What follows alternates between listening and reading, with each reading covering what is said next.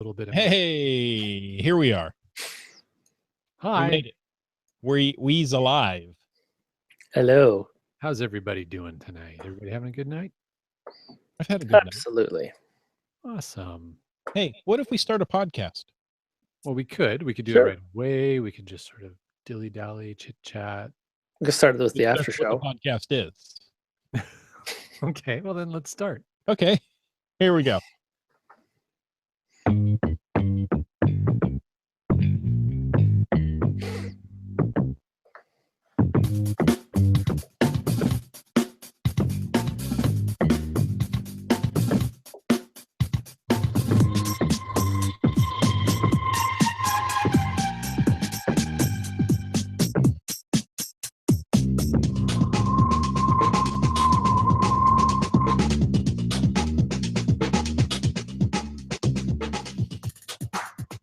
Well, it's a Thursday evening, and we're on the internet, so this must be Caching in the Northwest. It's the only podcast dedicated to geocaching in the Great Pacific Northwest. We'll talk about caches and cachers unique to this little corner of the country. So, while you're trying to find fresh air, we'll be caching in the Northwest. And we can't do that without bringing in our meandering monkey. Some say the shoes he has worn geocaching actually increases in value. And others say that local reviewers seek his advice before publishing new caches. All we know is he's called Land Monkey. Hey, everybody. Thank you very much for that wonderful introduction. One of those two facts is true. We're going to leave it up to the audience to figure out which of those two it is. All right. You know One what? fact is true, one fact is a lie. That's right. Let's start our game. I always speak the truth. All right. You know what, folks? We want to thank our faithful Denali level supporters. That is Limax, Team Squirrel, and WorldCaching.com. You guys, thank you so much for the support you give every week. And thank you all of our Patreon supporters. We really appreciate each and every one of you guys and hope that you feel like you're getting some value for that Patreon support. Now, if you want to know more about supporting this show, click the Patreon link on the cachingnw.com website. All right. So that little ad done. Let's move on. You know what? We're going to talk tonight about creating a puzzle cache series or a puzzle series of geocaches. We'll get into some definitions of what that actually means in a little bit. But before we get started, we want to remind you that we have some cool stuff for you, an electronic gift for anybody who sends in a geocaching log of the week, or as we call it, a glow. If you send one in, we will, of course, we'll play it on the air because we really want to hear that and share that. But we will also send you a glow badge for your profile page. That's right. So whether you wrote it or whether you read it, we want to hear about it because great logs simply make geocaching better. Send an email to feedback@cachingnw.com. You can always call in to 253-693-TFTC or use that voicemail tool right there on the website and show us how you glow. Now, this week's glow was submitted by Team Finn. Ooh. And it's kind of fitting. We'll talk about Team Finn in a little bit. He starts off saying, I always hear great glows on Thursday, so I figure I would submit one too. We were trying for an FTF, and we got it. Nice. So the log starts off with, what an adventure. We parked on the east side of the park and started the trip down the steep stairs. After the stairs, we arrived at GZ, a steep hill. We thought it would be an easy find. Nope. After 2 hours of searching, we contacted the CO to determine the exact location of the cache. After retrieving it, Dad Finn started the trek back. Slip. Luckily, a branch caught his leg and prevented him from tumbling down the hill into broken glass. That makes for a bad day, by the way. I'm just thinking, where exactly was this cache placed? At the bottom of a steep hill with shards of broken glass on the bottom, obviously. Well, it ups the terrain level, I'm sure. And the difficulty. When we looked at the container's locks, we realized it was a two-headed Master Lock 140 beast. We contacted the CO again and asked him to meet us because we didn't want to replace the cache. after a 30-minute drive, I got one of the master locks off. We met JG after a long 2 hours and managed to pick the second 140 lock.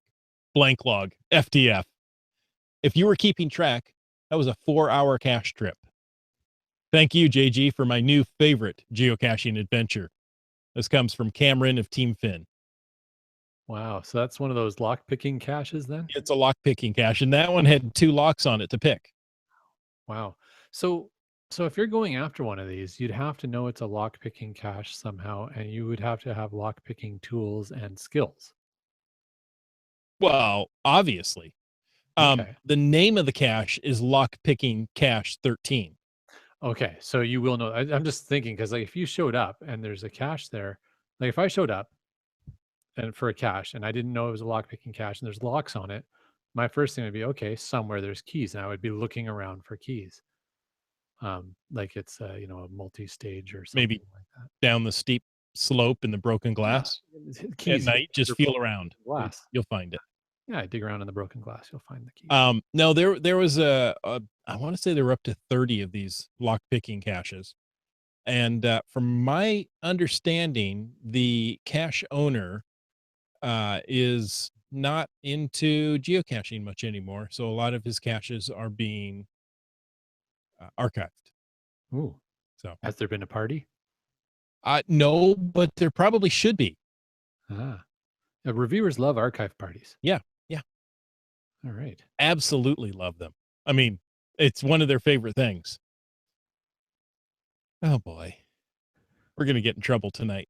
I mean, we get in trouble every week, but that is different maybe than a last little week. different.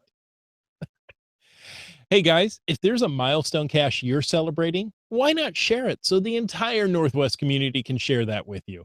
Call into 253-693-TFTC and share it with all of us. You can also use that voicemail tool right there on the website. I dare you. I double dog dare you guys to call in any cache find milestone, even a DNF. Use 253-693-TFTC or the voicemail tool on the website. Double dog dare. Do it.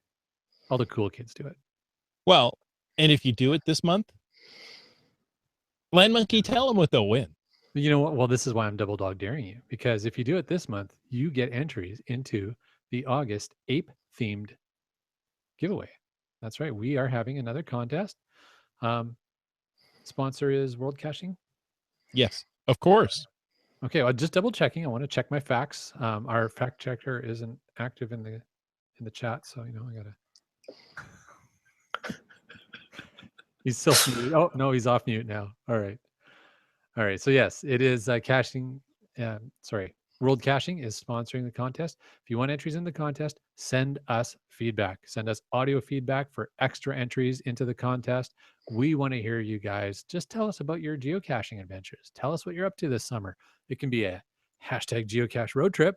You don't even have to have your own t-shirt for that. You can just, go out on a hashtag geocache road trip and call in, tell us all about it.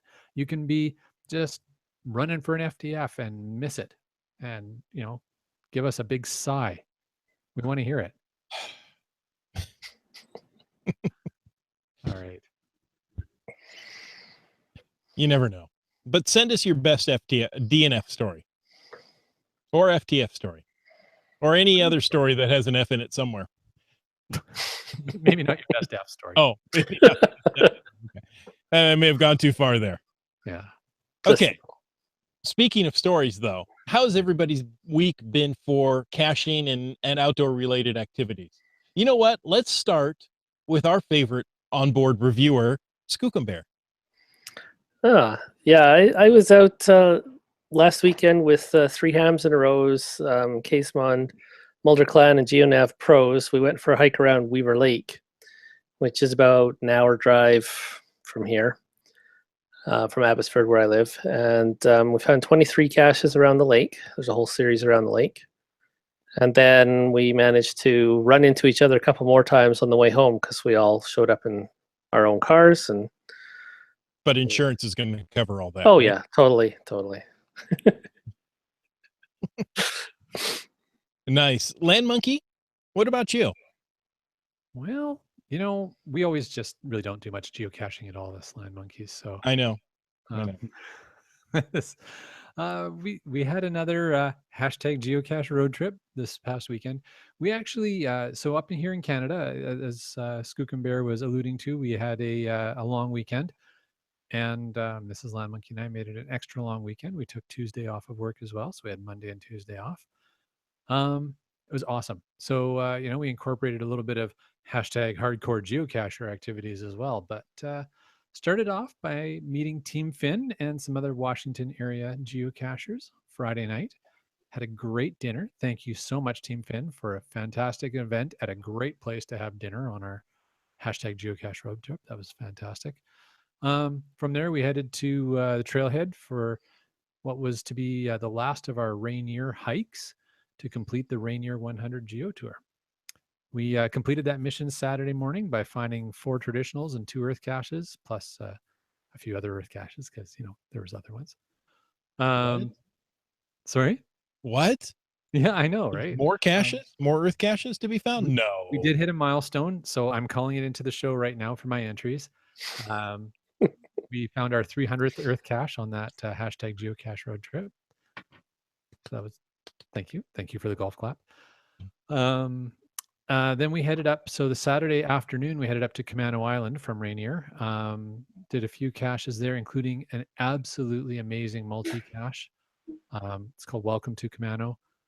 Totally, I'll look up the GC code later, but totally recommend that multi-cache to anybody.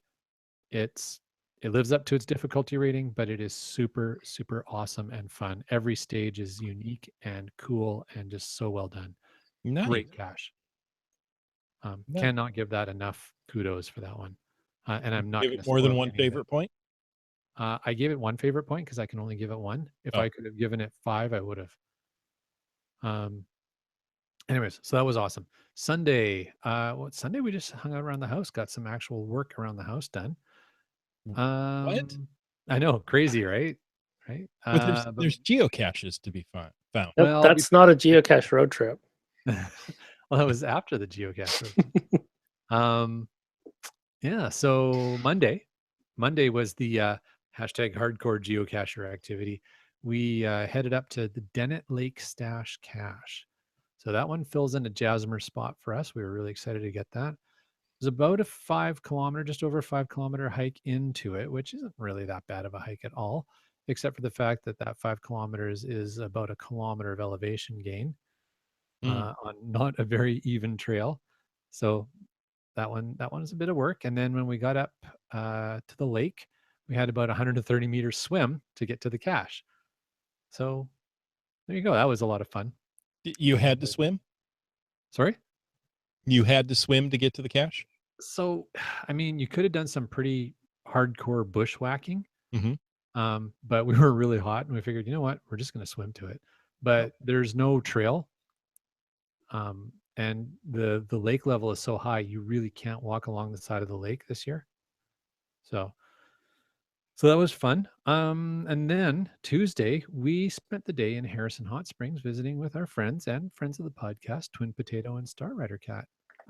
So yeah, it was an amazing weekend with fewer finds than normal, but some very high caliber quality time with friends and geocaching. Nice.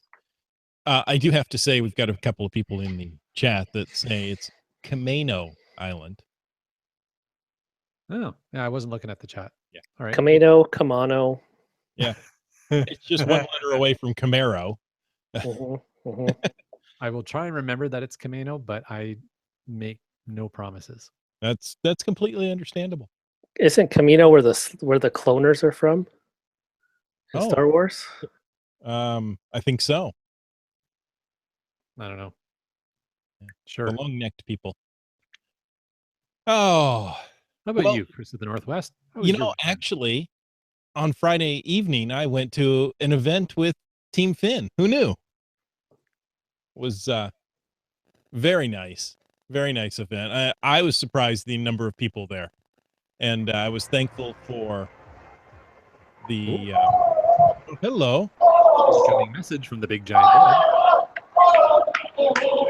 Hey there. How are you doing? It's really loud in here, and I can't hear a thing you're saying. But I thought I'd say a quick hello and this and that. Oh, I don't either. But thank you. I'm apparently now lost and found in the event. So our event is in it for the evening. I'm here in Anaheim, California. The stage is way too bright to see anything of significance. But, here we are. And I'm interrupting a perfectly good podcast to say hi. So I have nothing to contribute, but that's pretty much how it is every week. So carry on. Have a good podcast. And who knows? Maybe next week I'll actually be back in studio. Yeah, who knows? There we go. That It's was nice to awesome. have a drop in every now and again. Yeah. Well, as long as it's from Jim. Oh, okay.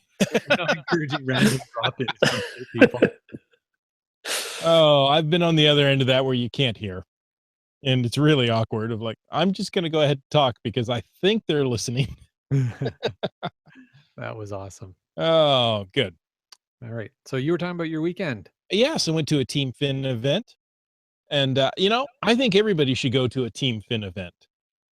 Just saying. Now, next month, as they've told us before, and we've mentioned in The after show. Since Wits End wasn't here, I brought him in vicariously. They do an event every month, and they've done it since the beginning of the year. And so the next one is for National Hot Dog Day. Who knew? If you wanted to look at it, it's GC7 Alpha 24 Tango. It's going to be at the Des Moines Hot Dog House, Sunday, September 10th, from noon to 2.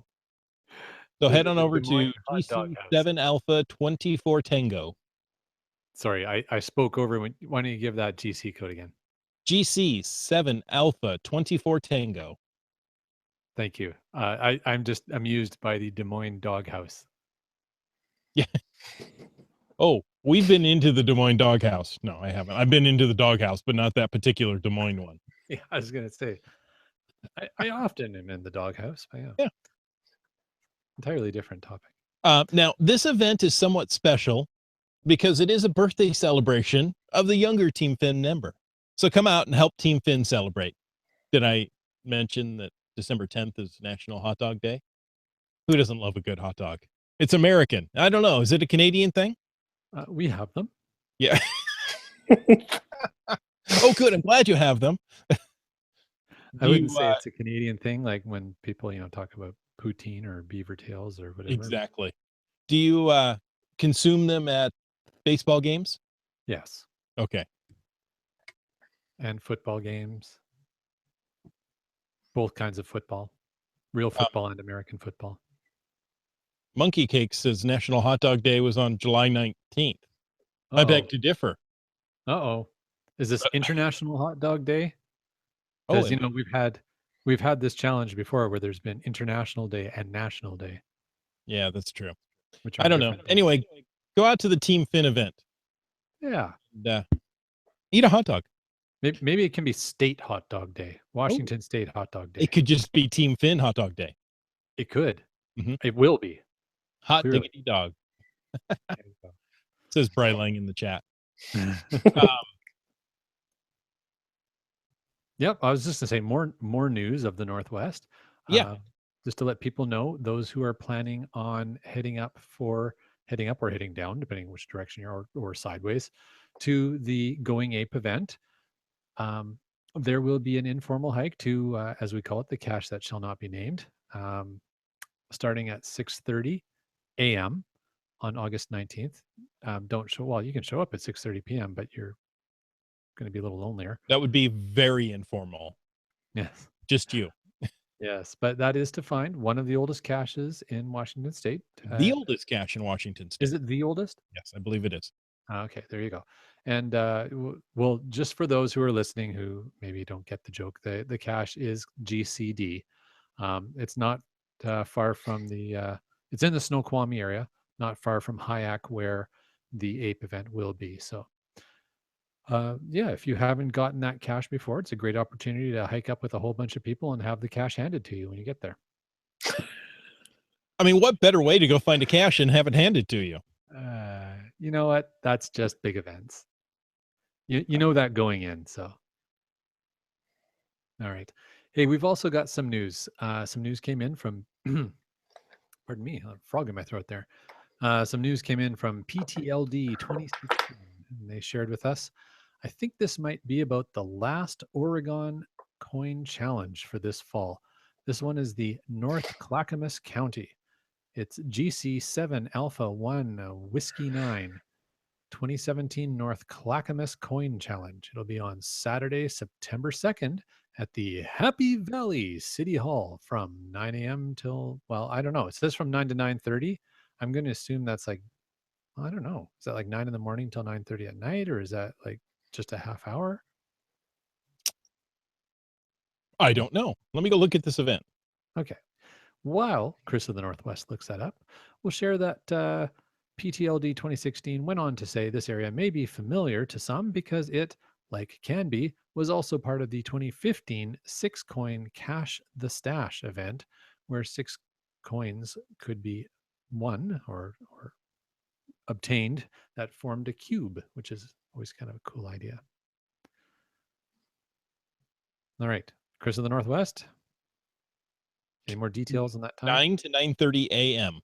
Okay, so it's a half-hour event in the morning, I guess, to kick off the coin Mhm. challenge. And if you want more information, we recommend you go take a look at GC7 Alpha 1 Whiskey 9. I always recommend you look at whiskey. Especially 9 whiskeys. Hmm.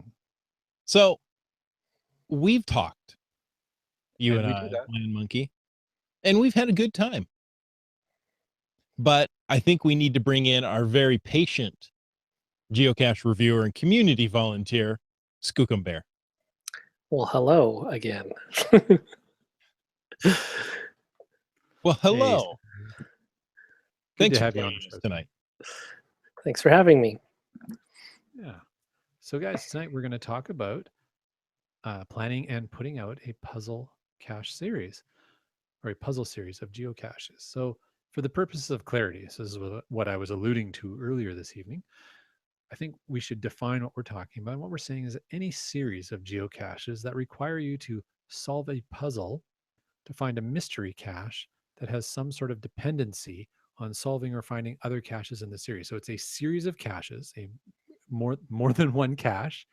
You need to find several or some of those caches or all of those caches that are part of the series in order to find the final or last cache in that series. So that's when we say a puzzle cache series. That's what we're getting at.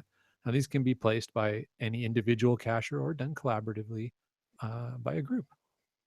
So first question that we have for Skookum Bear is, do the caches in a puzzle series all need to be mystery type caches, or are there even rules about putting out a puzzle series?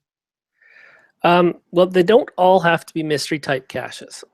You can often see series of traditional caches that each have a clue in them towards a final. Like, for example, you find one that's got somewhere on the log or on the container, it says A equals 6. And then you use the clues that you gather to find a final cache at the end of the series. That's fairly common, usually done with traditional caches. But if you wanted to do it with multi-caches, there's nothing in the guidelines that say you can't. You could do it with letterboxes or where it goes, as long as you have a way to put that clue out somewhere, either in a cache container or in a where I go cartridge. Then those clues could be used towards a final cache somewhere else, which the final cache has to be a mystery cache or a puzzle cache. The only catch is that you can't have what's called a daisy chain, which is where each cache relies on the one before it. So where cache 1 has a clue for cache 2, and cache 2 has a clue for cache 3, and so on. Because if any one of those caches goes missing, every cache in the series after that gets archived because they're no longer solvable. Mm-hmm. Wow. So but it's okay to have, a 10 cache series with one final. one final, and if one of those caches goes missing, The final could get archived, and sometimes does, if the cache owner is not an active player anymore. Now, if you're active, the reviewer will usually give you a chance to fix up something so that the final can still be an active cache. and that could be actually replacing the container or the clue, or putting the answer right in the description if, say, it's under construction and that location can't be used again. Yeah, that's always a valid point. Usually your reviewer will give you a 30-day notice that your final cache is no longer findable.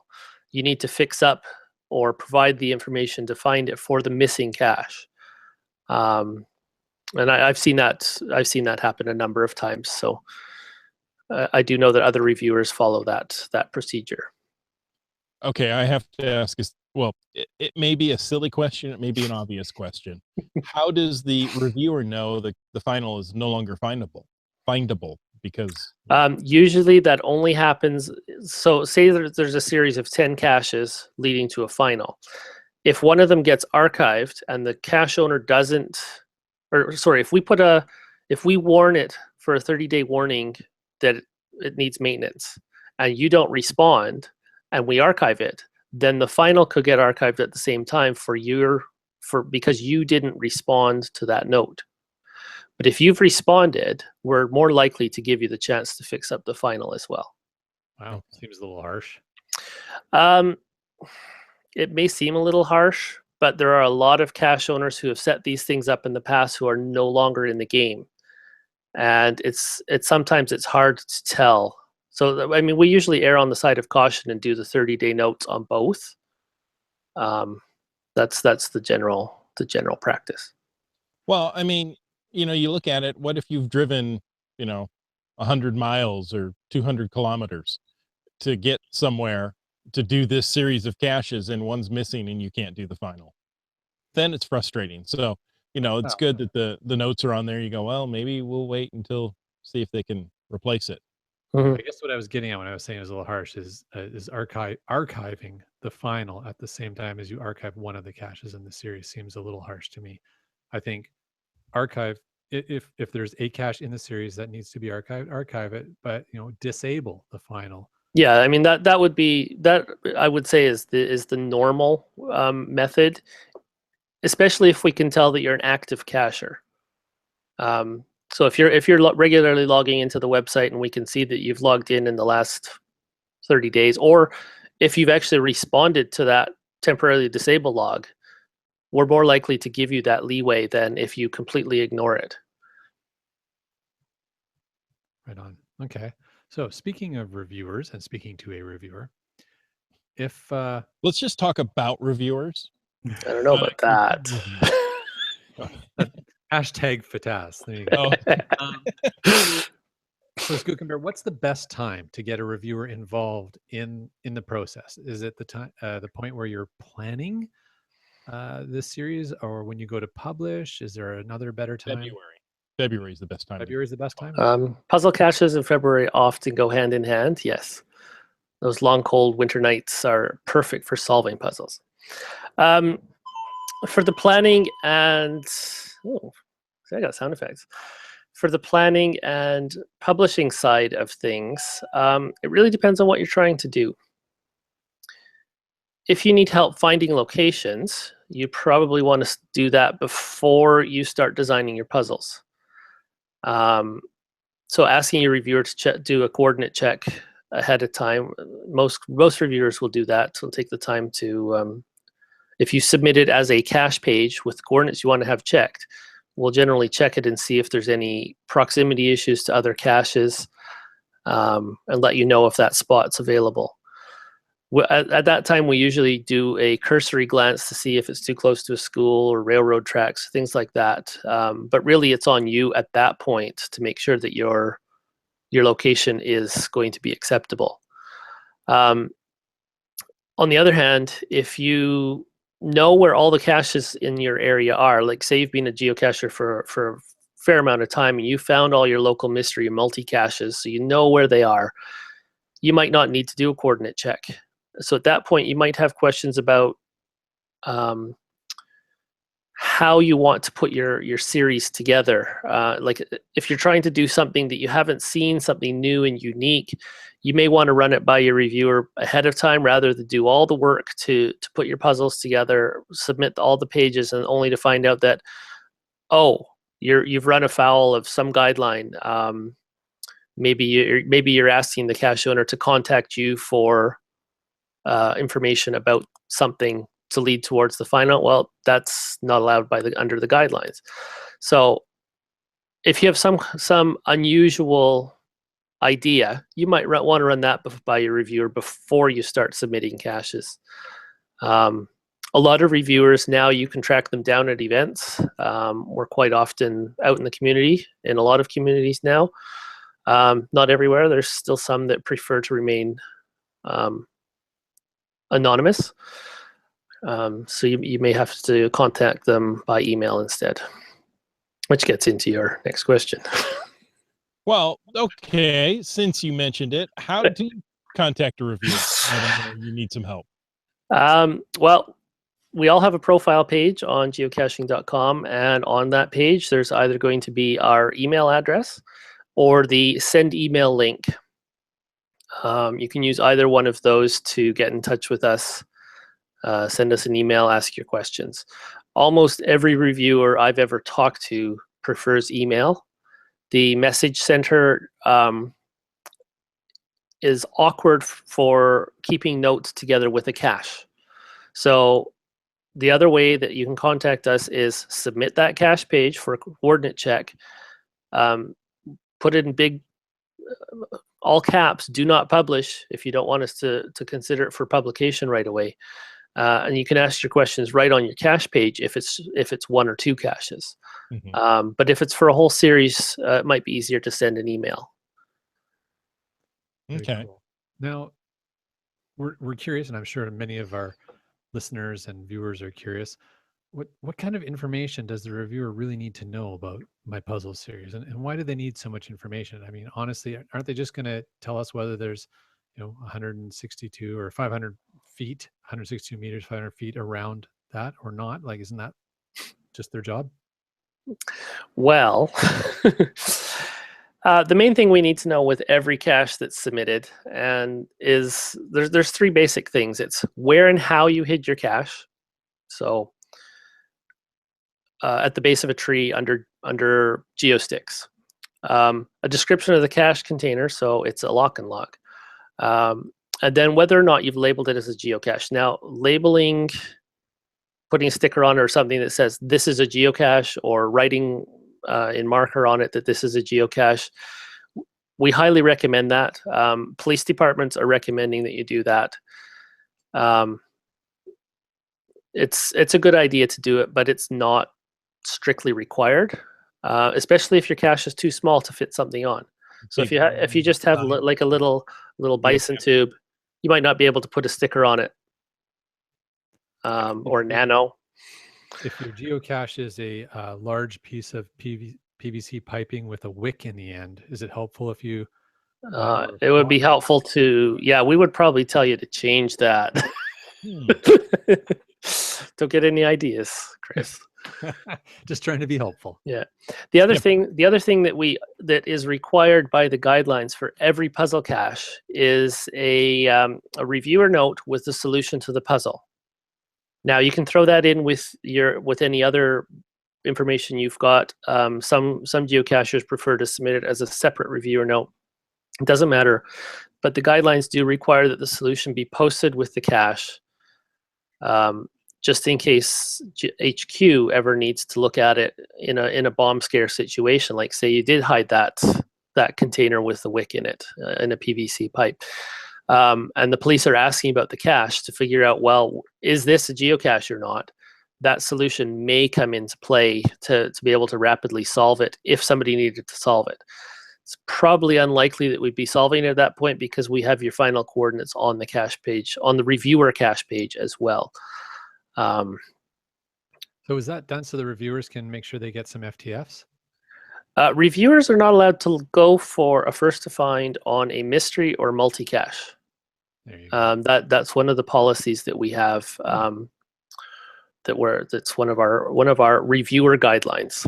Skook and Bear, I was giving you a hard time about that. You have shared that with me in the past, but I thought it's helpful for other people to know, because I think sometimes there's an impression that, hey, how come you guys get the inside scoop? Yeah, and the other thing that I should stress with every cache submission, mystery, traditional, whatever, the more information you provide when your cache is submitted for review, the quicker we can publish it.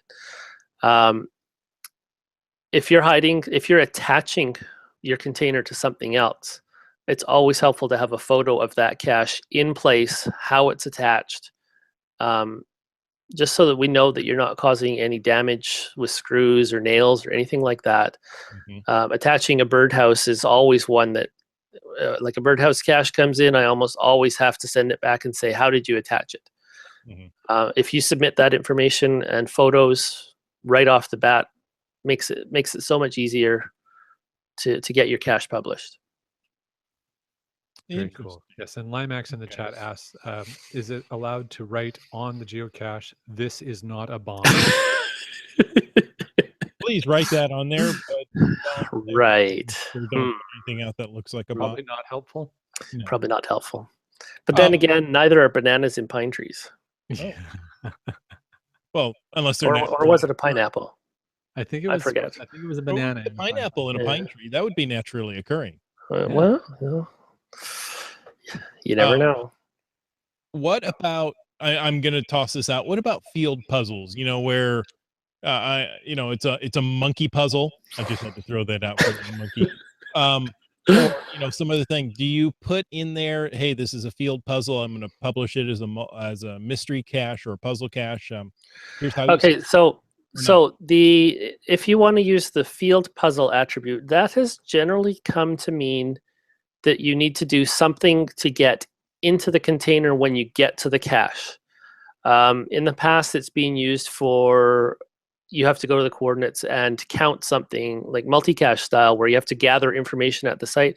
So it was used that way in the past, but in recent years, that field puzzle attribute usually indicates a gadget cache, something you have to unlock, something you have to figure out how to get into, or as you said, a monkey puzzle, where you got to turn it in all different ways to get the container to come out. What was the question? I got sidetracked. Do you need to tell the reviewer how to solve your field puzzle? A field puzzle like that, you can put your combination to the lock in your puzzle. You've got to provide that information to your finders somehow. Either they have to solve it, or you put the code on the page. I found one myself at the WestCan 7 mega event in Saskatoon, or in Swift Current, Saskatchewan, a couple weeks ago. That it was a giant container on the back of a sign, and you had to get the code from the cache page to unlock the lock. Once it was open, then you had to do the gadget thing to solve, to get the container out of the gadget. So in that case, that would definitely be a field puzzle. But for most other mysteries and multis and whatnot, you're not going to use that field puzzle attribute for those cases. At least that seems to be the practice these days. It's not carved in stone. If you absolutely want to call your multi-cache or your puzzle where you have to go out and gather something in the field, if you want to call that a field puzzle, that's not a reason for me to block publication. I'll ask you about it, but it won't block your publication. Okay. Now back to a puzzle series, right? So multiple number of caches, all puzzling in a series. What information does the reviewer need to know about the series, and why do they need so much information? Can't they just, tell me it's 500 feet? Well, I mean, when you're putting out the whole series, we don't really need anything about the series as a whole. You probably want to have them all published together, so you could certainly ask us to, like, if we have problems with one of the caches, ask us to hold the whole series till they're all ready to be published. Other than that, we generally look at each cache individually, and personally, I would hold a final until the whole series was ready. But if I didn't have instructions, I might publish the individual caches as they're ready. Okay. And I've seen that. I actually have one fellow right now in the interior of BC who's publishing a series of caches one a day. Mm-hmm. He's asked to have them published one a day. Now, I'm not available every day, so they'll get published when I'm available. But that was a request he had made. So that's something that you can ask your reviewer if they can do. Again, we're volunteers. That's not always possible. Yeah, I was just going to say that depending upon how many days in a row that's going for, that's kind of a big ask of volunteers. 305. No, 300. I don't think I would let you do that many, Chris. I was also going to ask about a certain time. Say you have an event and you want, caches published at 10 a.m. You can ask. Again, it's going to depend on your individual reviewer and if they're available. We do have some other tools that we can sometimes automate the process, but it's not. They're experimental, and very few reviewers actually use them. Okay. They're just not. They're not prime time at this point. They're just add-ons to the system. So. Sure. I have to set my computer up to do that and make sure the computer stays on. Mm-hmm. So. Okay. Well, I think this is a question more for Land Monkey. How do you come up with the ideas for the puzzle? Right. Well, and I guess sort of context on that question, with support from Skookumbear, we actually just released fairly recently a puzzle cache series, much like what we're describing in the show. So have some recent experience around this and definitely learned a lot through the process. The ideas, I have to give Mrs. Land Monkey credit for most of the ideas. She came up with the theme of the puzzle cache series and then had pulled out ideas to the point of saying, how about something where, and it was very ethereal, like this kind of thing. And so then there's a few different ways that I would take those ideas and turn them into puzzles. One of them, actually, we went and created a Where I Go because it just seemed that it was a better fit for what we were doing, which is great because there's very, very few Where I Goes. Certainly where we live, and I think in general in the Northwest, there's a couple of areas in the Northwest where there's a concentration, but honestly, you don't come across a lot of them. So we thought it'd be really fun to put one out, and it was a good fit for what this was going to be. It was kind of like it could have been a multi, but I don't think it would have been as fun as a multi as it is as a Where I Go. So that was one way of going about it. Basically, like I said, Mrs. Land Monkey would come up with some sort of general idea of, wouldn't it be fun if we had to make people do this? And so usually what you come up with is either some sort of cipher or some sort of logic puzzle or some sort of challenge that people would have to overcome in order to decode. Because in the end, what you're looking for is some way to get, 15 digits right out of something. So then, you take that and so as Skookumbear said earlier, if you've got your location already, so you know what those 15 digits are, now you can sort of reverse engineer those into the logic of the puzzle. So we have a variety of different ones. We have one where it's a family tree, and you have to solve a logic puzzle to determine a family tree, and somehow from that family tree do that. And I think this is the key point right there, is that there's always some sort of what I call a leap of logic involved in creating the puzzle.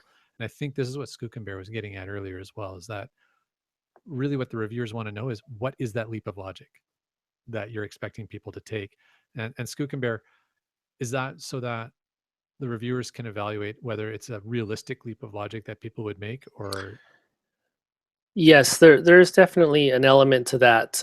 We don't generally like to publish the guess what I was thinking the day I hit the cache puzzles. They're out there. They've been published many times over the years, and quite often some of them have never been found. Some of them have one or two finds of people who figured out the leap of logic or were with the cache owner when they hit it, and they've never been found since. And we like caches to be found. I mean, as a cache owner, I want my caches to be found.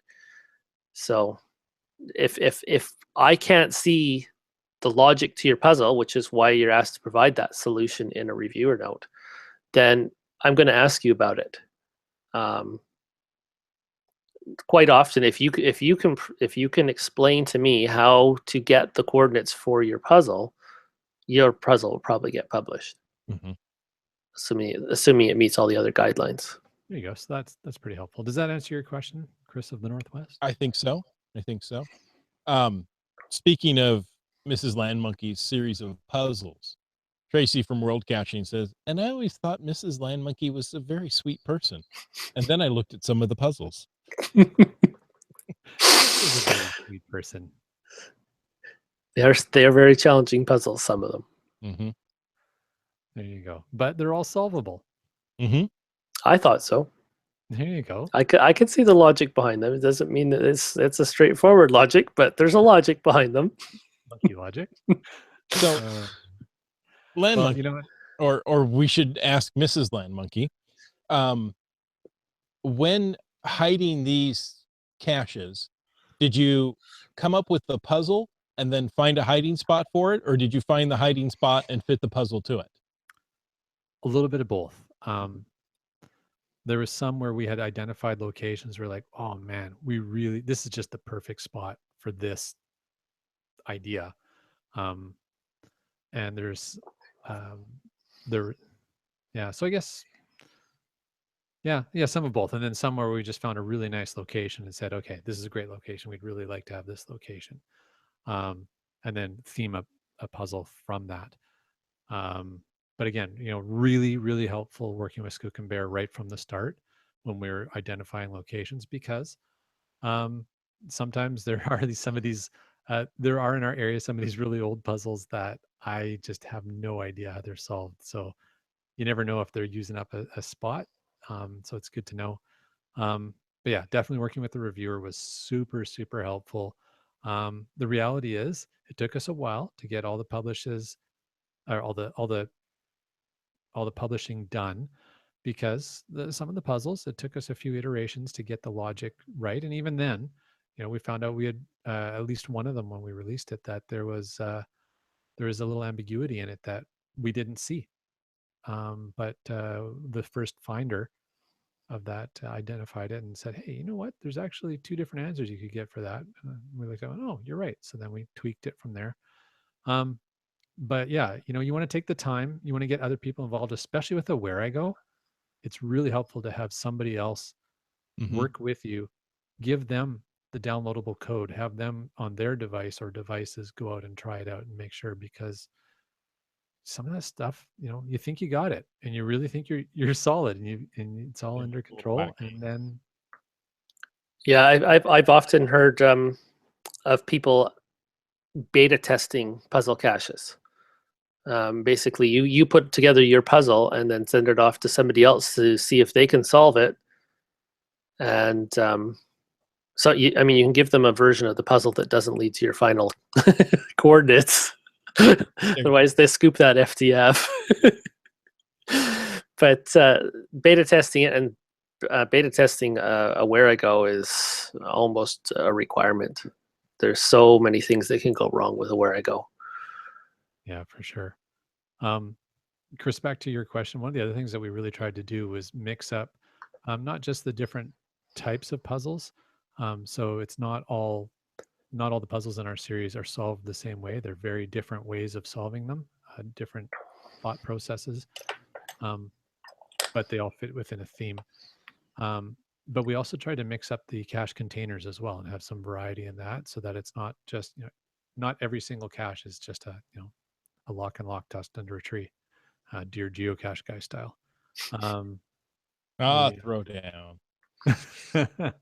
we tried to have a little bit of variety and kind of make them interesting. So Okay, Skook and Bear, I have another question. Okay. So I know I want to word this properly, so you might have to help me. Virtual waypoints of a multi-cache, Mm-hmm. is that right? Don't actually take up a spot on the map, correct? Go here, look for the third number, and that's going to be A. Right. So if you have not put anything at that location, that is a virtual waypoint. Mhm. And that won't conflict with anything. Okay. Now, if you hit something there, that could conflict with other caches. There's no proximity rules within one multi-cache. So you can have two physical stages that are 20 feet apart if you wanted to. Of course, that's probably within the margin of error. Right. and people will find both possibly at the same time, depending on how close they are. But you can have all kinds of physical content. Like you could put a whole series all along every fence post down a fence if you wanted to, for a multi-cache. Mm-hmm. There's no rule against that. What about, well, where I go doesn't necessarily, it falls into that same category, doesn't it? Yes and no, because where I go, the only thing we review on a where I go is the posted coordinates, so where it shows up on the map, and where the cache container actually is. Just like with a regular mystery or a puzzle cache, the posted coordinates are fake. That's for where I go. That's usually where and a multi-cache. That's where you start. For a mystery, it's usually just a spot that you picked. And the final location is the only other thing that we're really concerned about, that it's not too close to another cache or any other guideline restrictions like schools and railroad tracks and so on. Okay. So there's on this topic, there's a question that came up in the chat. A very good question. From Limax, and he said, what if you fabricate a sign for the waypoint of a multi-cache? And Wino Seattle is saying, well, you put it there, and is implying then that counts as a physical waypoint. Yes, that would be a physical waypoint. Okay. As soon as you put something there, even if it's a sticker on the back of a sign, if it's a micro cache container with the coordinates to the next stage of a multi-cache, or a clue for a puzzle, that's a physical waypoint because you put something there. If you're gathering some information from a sign that's already there, sign on a building or a visitor information sign or a plaque or whatever, then that would be a virtual location, a virtual waypoint. Interesting. Well, thank you for answering that question. And now Wino Seattle says, I win. Okay. Well, I think that was a lot of good information. Yeah, it was. That was, I know that was a lot of good information. Wow. I want to go back and listen to it again. Did you guys just repeat what you said? I forgot what I said. Sorry. Oh, okay. Well, listen. It's all gone in one ear and out the other. There you go. Well, that was good, Skookabear. We really appreciate you coming on the show and walking us through a lot of the reviewer's perspective on creating and putting out a puzzle cache series and things that maybe we wouldn't have thought about, because of course, as a cacher who's creating a cache owner, creating a puzzle cache series, you're very focused on the location, the container, and the puzzle. But you might not be thinking about some of the guidelines that will affect how those three things come together. So we really appreciate you giving us that insight. You're welcome. All right. So you know what? As we move towards wrapping these things up for tonight, we want to remind everybody that some upcoming shows for Caching the Northwest that are hopefully going to be enjoyable and worth your time. next Thursday night, August 17th, that is episode 212. We're going to be going ape, last call. So we are going to let you guys know what all the plans are for the Caching in the Northwest crew, and hopefully other folks around the Going Ape event will provide all the last minute details regarding the Going Ape event for those who are planning to come out. And that should be a lot of fun. Looking forward to that. And, if you're coming to the Going Ape event, make sure you stop by and visit us, Caching in the Northwest. I believe we will have a booth. Yes, I see Chris in the Northwest. Yes, nodding. that is the last information I've received. Yes, we can have a booth there. Awesome. So that'll be fun. We really look forward to seeing all you guys who are coming out. Stop by and say hi, give us a high five, and maybe your best monkey impersonation. I don't know. We'll figure it out. Ooh. All right. And record a little audio with us there. Yeah, exactly. We've said it time and again this year. The Ape event is the Northwest event to go to this year. Yes. So, I'm sorry, what was that, Skookum Bear? I said yes.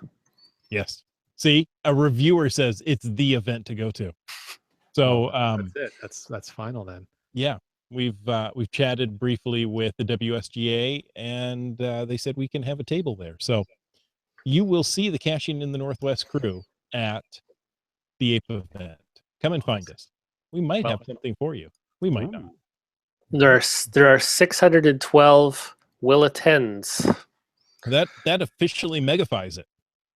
More than enough, because I think they treat each one as 1.5. Oh, right. But I'm not sure. That's mega determination is entirely on HQ. That's not a reviewer. Let's get to Giga. There you go. Everybody sign up. All right. Well, you know what? The next week after that, August 24th, we'll be playing some of that audio from the Going Ape event.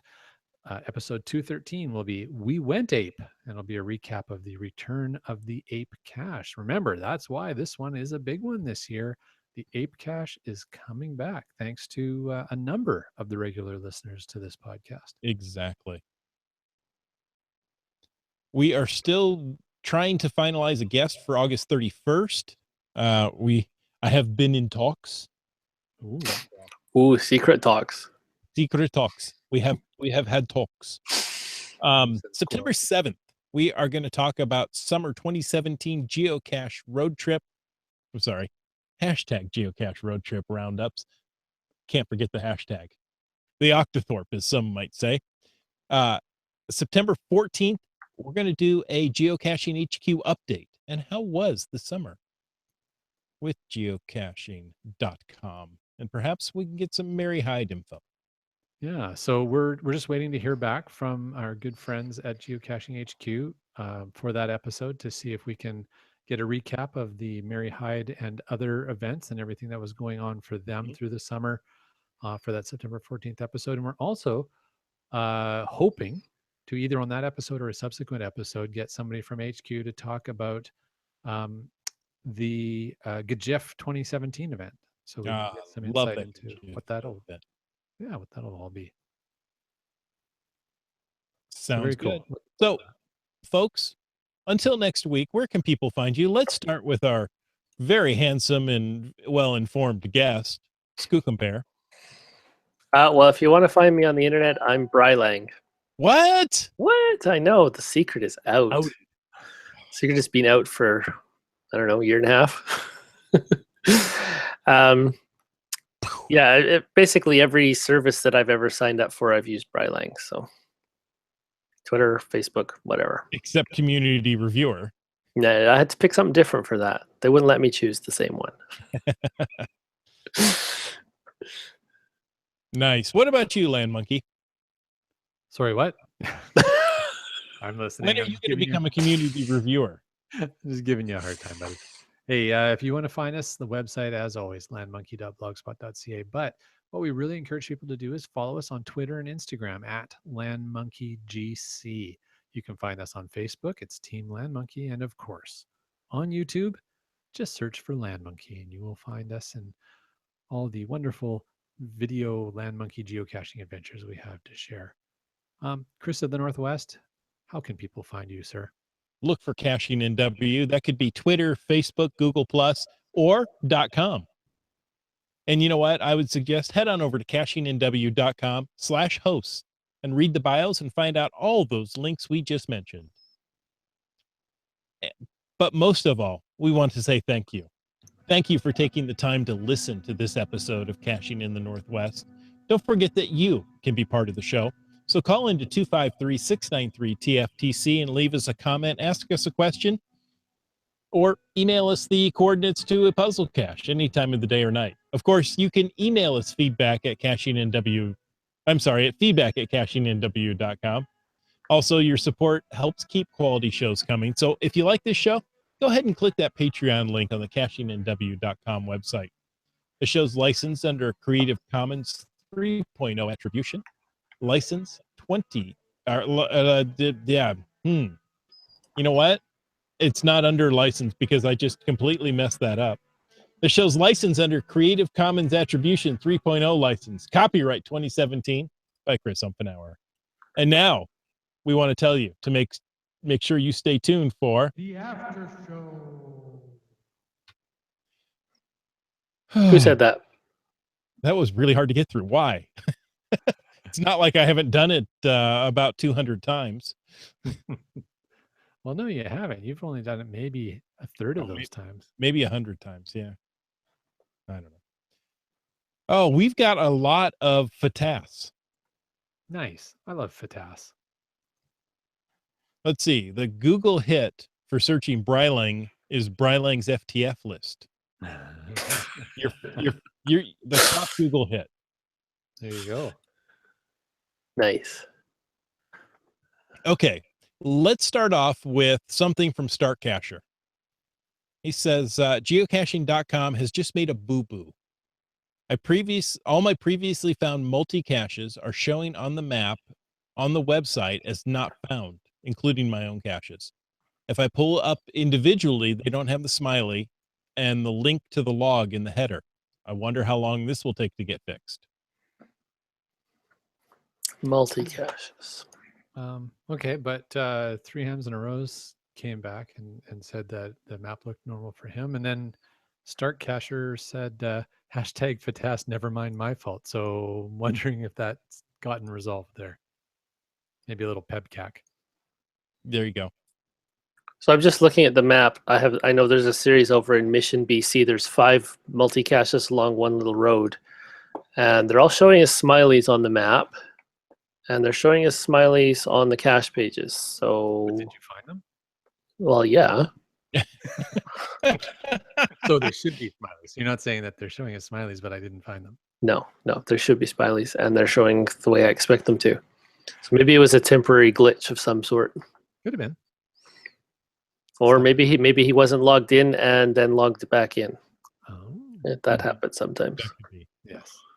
That does happen. a token Hey, is expired.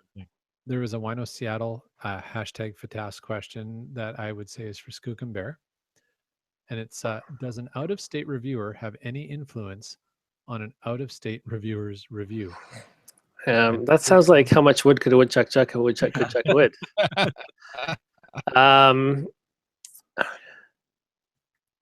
I review in my territory, and other reviewers review in their territory. Now, the other reviewer may ask me questions if it's a geocacher from my territory who's hiding in another territory. Other than that, we generally stay out of each other's hair. Okay. So you don't get the occasional email from a reviewer from somewhere else saying, "What were you thinking?" No, Okay. not usually. Not Okay, usually. what if,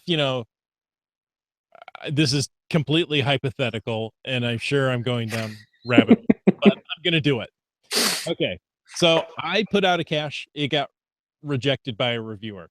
I happen to be at an event, and there's another reviewer from a different area, and I say, hey, how come this got rejected? And he said, oh, I would have let that through.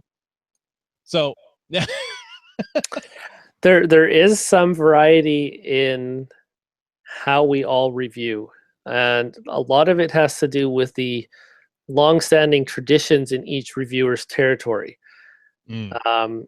if they've let something go one way forever, they're unlikely to change that now, unless they're told to by HQ for some reason. Policy change. Yeah, a policy change or a guideline change, those come down periodically.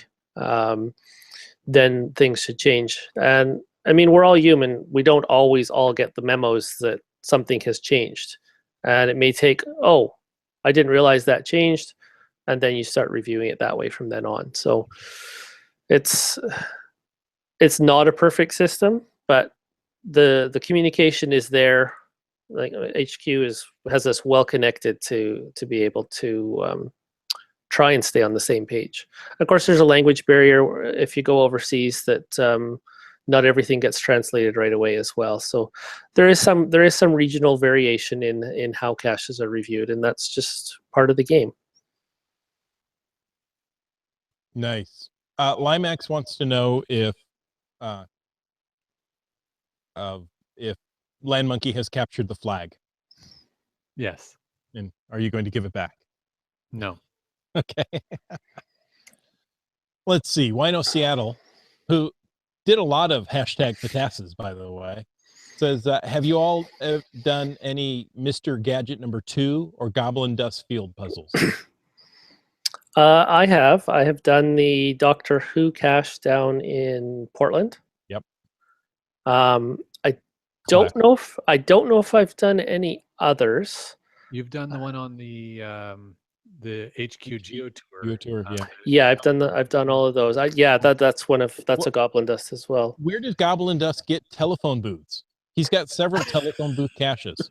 That's true. He's an awesome. If you ever get the chance to meet Goblin Dust, you got to chat with him, and he's just got awesome stories for everything. And yeah, he comes up with some great stuff. And my understanding is, he finds them online. Mhm. Finds people selling this stuff online, legitimately, not out of the back of a van. Well, we're also going to buy a telephone. That's what I was just gonna say. You know, it's Superman's changing room. Come on. That's why we don't see Superman anymore. No more phone booths. Yeah. Oh boy. Yeah, my next trip down to the Portland area, I think I'm going to have to look up some of both those names. Where's Mr. Gadget? He's over east of the tends to be, yeah, Spokane area, I want to say. Spokane area. I haven't cached over that way at all, so I haven't run into any of his. Yeah, Goblin Dust caches are a must-do. If you're ever come across one, just stop and do it. Yeah, I ran into land sharks at the mega event in Saskatchewan, and they said that they flew into Calgary and drove across the Swift Current, and they stopped. The caches they chose were chosen by favorite points. They said they had a wonderful trip because everything was worth seeing. Okay, Nice. And I think that's probably pretty good advice because you're going to find the favorites by following the favorite points. Exactly. Jim B in the chat says, stop at Goblin Dust's house. He's got a string of them along his house of phone booths, I would assume. Apparently he used to work for the phone company. Oh. So there you go. Oh yes, and IHAM says Johnny Island's throne room for the win. That's a great cache. It's in. Yeah, I've heard lots of. I've heard of that one.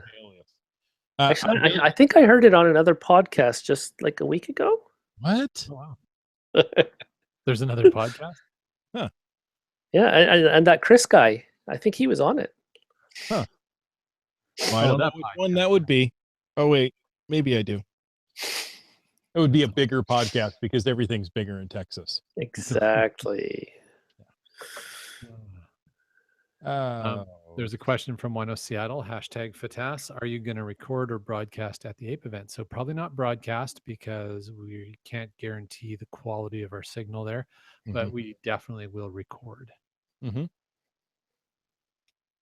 We should see if we can do some sort of Periscope or that, where we actually we'll just talk to each other. All three of us will talk to each other. So you've got to watch all three broadcast at one time in order to follow along. Yeah. Does that mean you need 3 phones to Yeah. be Yeah. able to With participate? his 360 device. Oh, then you need 360 phones. Yes. That's how that works. Yeah. Limax asked, if you accidentally mark as a cache as found rather than did not find, do you still get the points for Mary Hyde? I think you do get the points. I don't think they remove the points if you did that. I wonder if they would give you the points immediately, and then when they do their sweep to figure out who got when they run the query to figure out who gets the souvenirs, if that would still show up, or if it does a final validation. Guess it all depends how the database is built. Yeah, I would say so. Interesting. Okay, and this came, I think, from Team Finn. I want to make a canvas with the Geo logo on it to hang. What's the best way to go about this? And I saw some chat in the or saw some answers in the chat that said Kinko's will do it. I know you could do a picture of like a photo type and have Costco print those on canvas for you. Mhm. Sounds expensive. I think it depends where you go and what level of quality you choose. I know a small graphics company that prints photo canvases, so they can do photo quality on canvas. But if you're just looking to do a logo and you're only doing 4 colors, that's a different process than photo printing. Probably cheaper process because you're only using 4 colors of ink instead of thousands. Well, and again, this is just Land Monkey's way of doing things. I mean, if what you're looking for is a canvas with the Geo logo on it, why not just go to the dollar store and you can buy a canvas for like $5. You can get a pretty big sized canvas and spray paint. Yeah, and well, or just paint it, mask it, or however you choose to do it on there. What I would tend to do is, because I'm cheap, is the geocaching logo is square, so print it out on an 8.5 by 11 sheet of paper. You can cut out the parts you need to, and then you could spray paint that onto a canvas. Mhm. The new geocaching logo is just 1 color, not 4. So Yep. that makes it even easier, right? Now you could blow it up to it, since it is in quarters. You could. It depends on how large you want it. You could put each one of those quarters onto a separate page. IHAM had a great idea. He said, do tell. He said, use a computer projector, put the canvas up on a wall, and just project the whatever image you want on there, and then sketch over it with a pencil, and then paint it in. That's a fantastic. That would work, and then use a spray protector of clear coat if you want to use it outdoors. Something to protect it to prevent the paint from running. Something at the dollar store costs $5. What's an increment of $1? Well, this is Canada. Everything's more expensive up here. True. Wow. Yeah. That's because you no longer have pennies. You could probably get a $1 canvas, but it's not going to be very big. The other thing that you might be able to get if you just want the geocaching logo, they sell in the geocaching store the car flag. Kind of like what's over Land Monkey's shoulder there? Well, I can't see where he's pointing. Yep. What's he pointing at? Right yeah, that one. There. Yeah, that one. I have one of those too that I got at one of the block parties for free. Yep. That was one of the lab caches that year. That's right. That's because you get all the stuff. No. That was before I was a reviewer. Oh. I don't think they're very expensive if you're just looking to have a flag with the logo on it. Right. I think they are limited to green and white though. Yeah. Where I had a custom flag printed. Debbie does decals. Mm-hmm. They had a sale. I know it's a terrible name. They had a sale. And the way you say decals. And yeah, we call them decals in Canada, not decals. Oh, okay. Sorry. Your funny American accent. Yes, I don't know what I was thinking about. Whatever. I want you to find me somebody from Canada who actually says a boot. Okay. Boot in a boot. No, That's- about. Yeah, this whole a boot thing is an urban myth. Maybe they've been talking to too many newfies. It could be. I apologize to any newfies. Anyways, you were going somewhere with Debbie does decals. Decals. Yeah. Anyway, they had a special on a flag. I got one. So you could, they'll do anything large there as well. So you could get a large vinyl of the geocaching logo and attach it to something. Yep. Mhm. And Limax, or no, Wino Seattle says it's time to quit. Yeah, I think we've pretty much run it dry. 10:15. That's a nice long show. It is. Mhm. I think we covered off everything out of the hashtag FATAS. Yeah, we had a good chat going on here with a whole bunch of FATAS topics. So thanks, guys. Yeah. Thanks, everybody. Good job. There you go. Tracy from World Caching, since she's Canadian. Debbie does decals, makes custom decals, magnets, t-shirts, flags, and all can be customized. So there you go. Nice. Oh, hey, there's Sprouter right at the tail end. Hey, thank you. There you go. Did I decal you properly? Yes. Okay. All right. Well, I think that's great. Thank you, everybody in the chat, for your participation and all the great suggestions and all the great hashtag FATAS feedback. Thank you so much, Skook and Bear, for joining us tonight. Great feedback and answers to many of our questions. Appreciate that. You're welcome. You're welcome back anytime. And until next week, folks, get out and get caching in the Northwest.